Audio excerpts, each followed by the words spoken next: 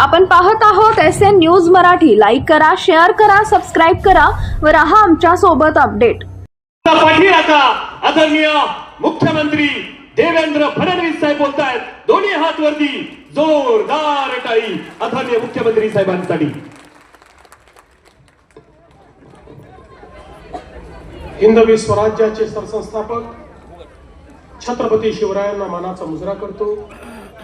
भारतीय राज्यघटनेचे शिल्पकार भारतरत्न डॉक्टर बाबासाहेब आंबेडकर यांना मानवंदना अर्पित करतो. खऱ्या अर्थानं या ठिकाणी ज्यांनी आपल्या संस्कृतीचं पुनरुज्जीवन केलं त्या पुण्यश्लोक अहिल्यादेवी होळकर यांच्या चरणी नतमस्तक होतो.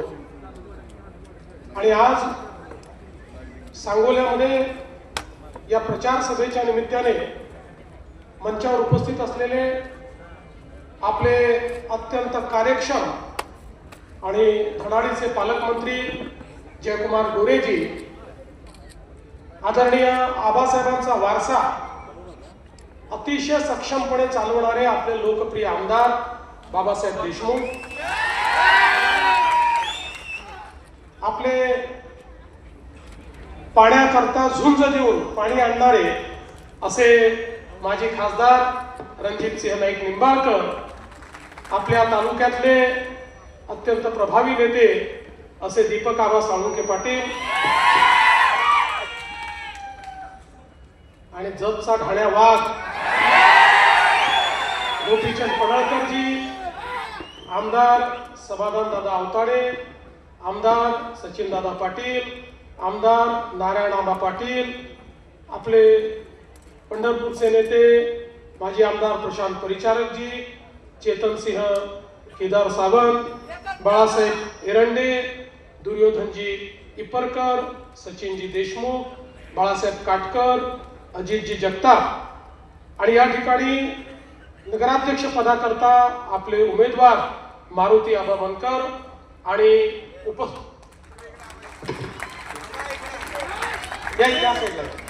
तुम्ही दिसा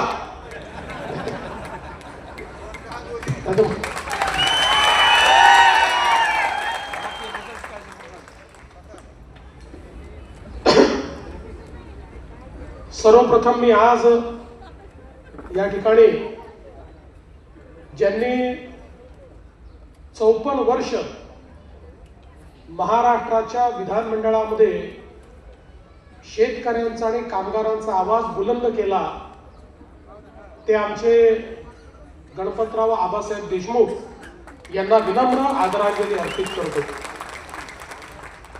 आजचा दिवस हा माझ्याकरता याकरता अतिशय आनंदाचा आहे की 20-22 वर्ष 25 वर्ष जवळपास आबासाहेबांशी माझा अतिशय जवळचा संबंध राहिला. ज्याला आपण अतिशय मनाचा संबंध म्हणतो अशा प्रकारचा त्यांचा माझा संबंध होता. पण एक गोष्टीची खंत मला नेहमी असायची की मी जेव्हा जेव्हा सांगोल्यात यायचो आबासाहेबांच्या विरोधात मत मागायला यावं लागायचं, कारण त्यांचा पक्ष वेगळा, आमचा पक्ष वेगळा. त्यामुळे खंत मनात असायची की एवढा चांगला व्यक्ती की ज्यांच्याकडनं या महाराष्ट्रातले अनेक प्रश्न आम्ही शिकलो, ज्यांच्याकडनं या महाराष्ट्राच्या राजकारणामध्ये कशा पद्धतीनं सामान्य माणसाला आपण न्याय देऊ शकतो, त्याची भूमिका कशी प्रभावीपणे मांडू शकतो आणि सोबत केवळ 2 आमदार कधी 3 आमदार असतानाही अतिशय धडाडीने सामान्य माणसाचे प्रश्न कसे सोडवू शकतो हे आम्ही आबासाहेबांकडनं शिकलो. आणि म्हणून मला हे नेहमी खंत असायची की अशा व्यक्तीच्या विरोधात आपल्याला मतं मागायला यावं लागतं. पण आज मला अतिशय आनंद आहे की बाबासाहेब सोबत आहेत आणि आता आम्ही एकमेकाकरता या ठिकाणी मतं मागण्याकरता आलेलो आहोत. खरं तर मगाशी जयकुमार भाऊंनी सांगितले खरं आहे, ज्यावेळी या युतीच्या संदर्भातली चर्चा झाली आणि माझं आणि बाबासाहेबांचं फोनवर बोलणं झालं त्यावेळी आम्ही या ठिकाणी आबांच्या बद्दलही बोललो आणि सगळ्या गोष्टींची चर्चा केली. आणि मग मी त्यांना विचारलं की माजी आमदारांचं काय. ते म्हणाले त्यांच्याशी चर्चा चालली आहे. मी म्हटलं करा, सगळेच एकत्रित येऊ, कोणी बाहेर नको. शहर विकासाचा विषय आहे. जर एखाद्या शहरामध्ये तुम्ही आम्ही इतके वर्ष एकमेकाच्या विरोधात लढलेले जर एकत्र येऊ शकतो, तर शहर विकासाकरता कोणाला बाजूला कशाला ठेवायचं? सगळ्यांना आपण सोबत घेऊया. पण मला असं वाटतं की बापूंनी त्या ठिकाणी आधीच भूमिका ठरवून टाकली आणि त्यामुळे ते बाहेर राहिले, काही हरकत नाही. पण मला आनंद आहे की आज या ठिकाणी इतके सगळे दिग्गज लोक एकत्रित आलेले आहेत. दीपक आबा सोबत आहेत, बाबासाहेब सोबत आहेत, जयकुमारजी सगळे आमच्या सोबत आहेत. त्यामुळे मला विश्वास आहे की आता सांगोला शहराचा विकास हा कोणीही थांबवू शकणार नाही. आणि सगळ्यात महत्वाचं सांगतो, तुम्ही नगरपालिका निवडून आणा, हा देवाभाऊ तुमच्या पाठीशी आहे. महाराष्ट्राचं अख्खं सरकार सांगोल्याच्या पाठीशी उभं केल्याशिवाय राहणार नाही, हे सांगण्यात आलं. बंद भगिनींनो, हा जो काही नगरपालिकेची निवडणूक आहे हा लोकशाहीचा उत्सव आहे. आपल्या देशामध्ये भारतरत्न डॉक्टर बाबासाहेब आंबेडकरांनी आपल्याला संविधान दिलं आणि या संविधानाने आपल्याला लोकशाही दिली. आणि या लोकशाहीमध्ये आपल्यापैकी प्रत्येकाला एका मताचा अधिकार दिला. किती सुंदर अशा प्रकारची लोकशाही आहे बघा. टाटा, बिर्ला, अडाणी, अंबानी यांनाही एक मत आणि तुम्हाला मलाही एकच मत, प्रत्येकाला एकाच मताचा अधिकार या लोकशाहीने दिला. आणि सोबत एक जबाबदारी पण आपल्यावर टाकली. आज आपल्या जीवनाचं, आपल्या भविष्याचं, भवितव्याचा निर्णय हा आपण करतो. लोकसभेमध्ये आपण प्रधानमंत्री कोण झालं पाहिजे म्हणून त्या ठिकाणी मतदान करतो. विधानसभेमध्ये आपल्या मतांच्या भरोशावर मुख्यमंत्री तयार होतो.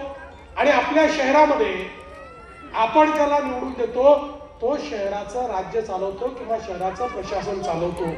आणि म्हणून या लोकशाहीने सगळ्यात मोठं परिवर्तन काही केलं तर अनेक शतकं आपल्या देशात राजेशाही होती. आणि राजेशाहीमध्ये राणीच्या पोटातून जो जन्म घ्यायचा तो राजा व्हायचा. पण आपल्या संविधानाने सांगितलं की या ठिकाणी राणीच्या पोटी जन्म घेणारा आता राजा होणार नाही, मताच्या पेटीतून जो जन्म घेईल तो या ठिकाणी राज्यकारभार चालवेल आणि तोच सेवक म्हणून काम करेल. आणि म्हणून ही जी निवडणूक आहे ही पुढचे 5 वर्ष आपलं भविष्य आणि भवितव्य कोणाच्या हाती द्यायचं त्याचा फैसला करण्याची निवडणूक आहे. आपण बघा, आपल्या देशामध्ये जवळपास स्वातंत्र्यानंतर 60-65 वर्ष राज्यकर्त्यांची एक मानसिकता होती आणि ती योग्य होती, ती काही चुकीची नव्हती, की भारत हा छोट्या छोट्या गावांमध्ये राहतो आणि म्हणून गावांचा विकास म्हणजे भारताचा विकास. आणि हे करत असताना आपल्या राज्यकर्त्यांना या गोष्टीचा विसरच पडला की शहरातील लोक राहतात. शहरांकरता 60-65 वर्ष कुठल्या योजना तयार झाल्या नाही, शहरीकरणाचं नियोजन करण्याचा आपण विचार केला नाही. एकीकडे त्या ठिकाणी अन्न, वस्त्र, निवारा, शिक्षण, आरोग्य, रोजगार या सगळ्या गोष्टी करता लोक हळूहळू गावाकडनं शहराकडे येत होते. पण शहरामध्ये नियोजनच नव्हतं. परिणाम काय झाला? शहरामध्ये नियोजन नसल्यामुळे लोकांना राहायची जागा नव्हती. मग ज्या ठिकाणी जागा मिळाली त्या ठिकाणी कोणी अतिक्रमण केलं, कोणी झोपडी बांधली, मिळेल तशा पद्धतीनं लोक राहायला लागले. मग त्या ठिकाणी पिण्याच्या पाण्याचा प्रश्न निर्माण झाला. नाल्या काढल्या, त्या नाल्यातनं मैला व्हायला लागला, त्यातनं घाण, दुर्गंधी, मच्छर, रोगराई अशा अनेक गोष्टी तयार झाल्या. मग ते सांडपाणी आपल्या विहिरींमध्ये जायला लागलं, नदी नाल्यांमध्ये जायला लागलं. आपले जलस्रोत प्रदूषित झाले, आपल्या जमिनी प्रदूषित झाल्या. लोकसंख्या वाढली पण त्याचा नीट नियोजन न केल्यामुळे प्रत्येक शहरामध्ये कचऱ्याच्या थप्प्या, मोठ्या प्रमाणात कचऱ्याची केंद्र अशा प्रकारे तयार झाली की आपल्याला गल्लोगल्ली किंवा शहराच्या मध्यवर्ती ठिकाणी मोठ्या प्रमाणात कचरा दिसायला लागला आणि आपली शहरं ही बकाल व्हायला लागली. आणि म्हणूनच 2014 साली ज्यावेळेस देशामध्ये मोदीजी प्रधानमंत्री झाले त्यावेळी पहिल्यांदा मोदीजींनी सांगितलं की गावाचा विकास तर महत्वाचा आहेच, पण सोबत शहरांचा विकास आपल्याला करावा लागेल. कारण देशाच्या जीडीपीचा 65% जीडीपी हा शहरात तयार होतो. शिक्षण, आरोग्य आणि रोजगाराची संधी ही आपल्याला शहरामध्ये त्या ठिकाणी प्राप्त होते आणि म्हणून आपल्याला शहराचा विकास करून शहरामध्ये राहणारे गरीब आहेत, शहरामध्ये राहणारे मध्यमवर्गीय आहेत, यांचं जीवनमान कसं उंचवता येईल याकरता प्रयत्न केला पाहिजे. आणि देशाच्या इतिहासामध्ये पहिल्यांदा केंद्र सरकारने शहराकरता योजना तयार केल्या. स्मार्ट सिटीची योजना, अमृत शहराची योजना, स्वच्छ भारत शहरी योजना, प्रधानमंत्री आवास शहरी योजना, अशा अनेक योजना, लाखो कोटी रुपये पहिल्यांदा देशाच्या मध्यवर्ती सरकारने, केंद्र सरकारने त्या ठिकाणी आपल्या बजेटमध्ये ठेवले आणि वेगवेगळ्या राज्यांना ते पैसे देणं सुरू केलं. आपल्या महाराष्ट्रालाही 50,000 कोटी रुपये या वेगवेगळ्या योजनांमधनं आपली शहरं चांगली करण्याकरता मिळाली. आपण विचार करा, महाराष्ट्राचा जर आपण विचार केला तर महाराष्ट्रातील 6.5 कोटी लोक हे 40,000 गावांमध्ये राहतात आणि तेवढेच 6.5 कोटी लोक आपल्या सांगोल्यासारख्या 400 शहरांमध्ये राहतात. म्हणजे अर्धे लोक 40,000 गावांमध्ये आणि अर्धे लोक 400 शहरांमध्ये. त्यामुळे या 400 शहरांमध्ये राहणाऱ्या लोकांचं जीवनमान जर आपण बदललं तर एकीकडे त्यांचं जीवनमान देखील चांगलं होईल आणि दुसरीकडे त्या ठिकाणी नवनवीन संधी तयार होतील. आणि म्हणूनच आज आपण ज्यावेळेस या ठिकाणी या निवडणुकांना सामोरं चाललो, मी गेले अनेक दिवस रोज 6 सभा करतो, सभांमध्ये भाषण करतो, पण कुठल्याही भाषणामध्ये कोणावर टीका करत नाही, कुठल्या पक्षाला उडवधोडं बोलत नाही, कुठल्या व्यक्तीवर बोलत नाही. याचं कारण एक सकारात्मक मत मागण्याकरता मी आलेलो आहे. मला या ठिकाणी शहराचा विकास करायचा आहे, शहराच्या विकासाचा एक आराखडा आपण तयार केलेला आहे, शहराच्या विकासाचं एक ब्ल्यूप्रिंट आपण मांडतो आणि त्याकरता आपल्याकडे नीती पण आहे, त्याकरता आपल्याकडे नियत पण आहे आणि त्याकरता मोदीजींनी दिलेला निधी पण आपल्याकडे आहे. त्यामुळे शहरं आपल्याला बदलता येऊ शकतात. आज आपल्याला प्रत्येक शहरामध्ये पिण्याच्या पाण्याची योजना करायची आहे. 30,000 कोटी रुपये जल जीवन मिशन आणि या अमृत शहराच्या माध्यमातून आपल्याला मोदीजींनी दिले आहे. प्रत्येक शहरामध्ये, प्रत्येक घरामध्ये नळ उघडल्यानंतर 365 दिवस त्या ठिकाणी स्वच्छ पिण्याचं पाणी आलं पाहिजे, ही आपली अपेक्षा आहे. आणि त्याकरता आपल्याकडे मोठ्या प्रमाणात हा सगळा निधी जो आहे तो उपलब्ध आहे आणि म्हणून त्या संदर्भातही अनेक योजना आता आपण सुरू केलेल्या आहेत. एवढंच नाही तर आज आपण पाहतो मोदीजींनी आपल्याला प्रधानमंत्री आवास योजनेच्या माध्यमातून मोठ्या प्रमाणात घरांकरता निधी दिला. 2.5 लाख रुपये हे आपल्याला ज्यांच्याकडे कच्चं घर आहे, ज्यांच्याकडे झोपडी आहे, ज्यांच्याकडे घर नाही आहे, अशा लोकांना देण्याकरता उपलब्ध करून दिले. पण नंतर आमच्या लक्षात आलं की त्याचा पाहिजे त्या प्रमाणात आपण उपयोग करू शकत नाही, कारण लोकांकडे त्यांच्या जमिनीची मालकी नाही, लोक अतिक्रमण करून बसलेले आहेत आणि योजनेमध्ये तुम्हाला मालकी हक्काचा पट्टा मागितला जातो आणि तो पट्टा नसेल तर तुम्हाला त्या ठिकाणी पैसे मिळत नाही. 2 महिन्यापूर्वी आपण निर्णय केला, राज्य सरकारने एक नवीन शासन निर्णय काढून सर्व आपल्या नगरपालिकांच्या, नगर परिषदांच्या, नगरपंचायतीच्या क्षेत्रामध्ये जेवढे लोक अतिक्रमण करून राहत आहेत त्या सगळ्यांचं अतिक्रमण नियमित करायचं आणि त्यांना मालकी हक्काचा पट्टा द्यायचा आणि ज्याला पट्टा दिला त्याला 2.5 लाख रुपये घर बांधायला द्यायचे.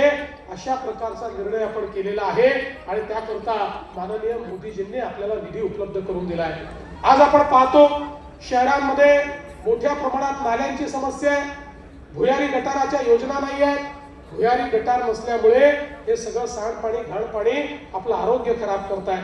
काही ठिकाणी भुयारी गटाराच्या योजना झाल्या तरी त्या पूर्ण शहर कव्हर करत नाही आणि म्हणून आता संपूर्ण शहर कव्हर करणाऱ्या भुयारी गटाराच्या योजना की ज्या योजनातनं जे काही सांडपाणी आपण देतो ते सांडपाणी आपण असं सोडून द्यायचं नाही तर STPच्या माध्यमातून त्याच्यावर ट्रीटमेंट करून त्यातला जो मैला आहे तो बाजूला काढायचा, त्यातलं खत तयार करायचं आणि उरलेलं पाणी आपण सोडायचं, जेणेकरून ते नाल्यातनं, नदीतनं कुठूनही गेलं तरी आपल्या जमिनीला ते खराब करणार नाही, आपल्या जमिनी देखील चांगल्या राहतील, आपले जलस्रोत देखील प्रदूषित होणार नाही. अशा पद्धतीनं आपण काम सुरू केलेलं आहे. आणि त्यासोबत आता आपण मोठ्या प्रमाणात घनकचऱ्याच्या व्यवस्थापनाचं काम सुरू केलं आहे. सांगोल्यातली एक प्रमुख समस्या ही देखील आहे, शहराच्या मध्यवर्ती ठिकाणी कचऱ्याचा डेपो तयार झालेला आहे. त्यामुळे तो डेपो आपल्याला हलवायचा आहे. आपण काळजी करू नका. स्वच्छ भारत योजनेच्या अंतर्गत आपल्याकडे भरपूर निधी आहे. केवळ आपल्याला ती कचरा कुंडी तो डेपोच बाहेर न्यायचा नाही, तर त्याच्यासोबत सगळा कचरा जमा करून त्या कचऱ्यावर आपल्याला योग्य प्रक्रिया करायची आहे. आता कचरा जमा करणं हे इतिहास जमा झालेला आहे. आता महाराष्ट्रातल्या किमान 400 पैकी 300 शहरांमध्ये आम्ही कचऱ्यावर वेगवेगळ्या प्रकारची प्रक्रिया सुरू केलेली आहे. आता कचरा ही आपली लायबिलिटी राहिलेली नाही. आमचे गडकरी साहेब नेहमी म्हणतात nothing is waste, everything is wealth. हा कचरा वेस्ट राहिलेला नाही. आता या कचऱ्यावरही आपण प्रक्रिया करतोय. छोट्या नगरपालिकांमध्ये कचऱ्यापासून आपण पेलेट्स तयार करतोय. कोळशासारखे पेलेट्स होतात. कोळशाच्या ऐवजी ते पेलेट्स वापरता येतात. त्या ठिकाणी खताची निर्मिती करतो. खताचा ब्रँड तयार केलाय. आता नगरपालिकाच्या कचऱ्यापासून तयार होणाऱ्या खताचा आपण एक ब्रँड तयार केलेला आहे. आणि जिथे जास्त कचरा आहे त्या ठिकाणी तर आता आपण अनेक शहरांमध्ये कचऱ्यापासून विद्युत निर्मिती सुरू केलेली आहे. आता पिंपरी चिंचवडची झाली, पुण्याची झाली, ठाण्याची झाली, अनेक ठिकाणी आपण ते केलेलं आहे. नागपूरची झाली आणि अनेक ठिकाणी कचऱ्यापासून गॅसची निर्मिती करतोय. जो गॅस CNG सारखा आपल्या वाहनामध्ये भरता येतो आणि आपली वाहनं त्याच्यावर चालवता येतात. त्यामुळे या सगळ्या योजनांकरता आपल्याला केंद्र सरकारने निधी दिलेला आहे. आपली शहरं स्वच्छ करायची आहेत. त्यामुळे या ठिकाणी मी आपल्याला निश्चितपणे सांगतो की आपल्या या नगरपालिकेला या कचऱ्याच्या स्थलांतरणाकरता आणि योग्य व्यवस्था उभी करण्याकरता देखील मोठ्या प्रमाणात जी काही मदत आहे ती आपल्या सरकारच्या माध्यमातून या ठिकाणी आपण देऊ. आज आपल्याला माहिती आहे की अनेक गोष्टी आपल्याला करायच्या. या सांगोला शहराला आमच्या बाबासाहेबांनी सांगितलं धूळमुक्त करा. आपण काळजी करू नका.